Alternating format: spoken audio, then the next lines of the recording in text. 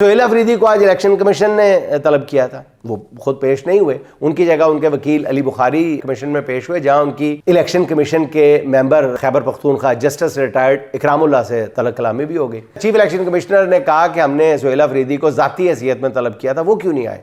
इस पर अली बुखारी साहब ने कहा कि जी मैं उनकी जगह आ गया हूँ और वज़ीर आला मसरूफियत की वजह से नहीं आ सके। अली बुखारी ने कहा कि इलेक्शन से पहले ऐसे नोटिस देने से इलेक्शन में शफाफियत बरकरार नहीं रहेगी।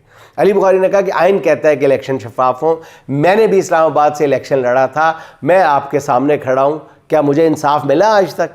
उन्होंने कहा मुझे इंसाफ देने वाले तमाम जजेस 27वीं तरमीम की नज़र हो चुके हैं।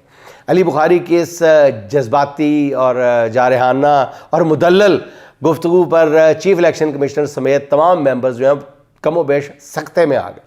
इस पर चीफ इलेक्शन कमिश्नर ने कहा कि वो अबूरी ऑर्डर जारी करेंगे, जिसके बाद केस की समाअत गैर मुअय्यना मुद्दत के लिए मुलतवी कर दी गई। दूसरी तरफ देखें तजाद, देखें ज़मीन आसमान का। क्या वैसे अल्लाह की क्या मुल्क है और क्या इलेक्शन कमीशन, क्या कानून है, क्या आइन है, क्या दस्तूर है। यानी उसी हल्के से NA-18 में इंतखाबी जलसे से खिताब करते हुए साबिक डिप्टी स्पीकर मुर्तज़ा जावेद अब्बासी ने खुली धमकी देते हुए कहा है कि अगर किसी पुलिस वाले या सरकारी एहलकार ने हमारे वोटर के साथ ज्यादती की या धांधली की कोशिश की तो हम वर्दी भी उतारेंगे और चमड़ी भी उसकी उतारेंगे।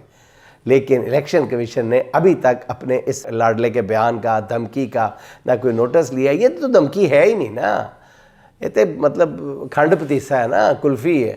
इसमें धमकी आपको कैसे, चमड़ी उधेड़ देंगे।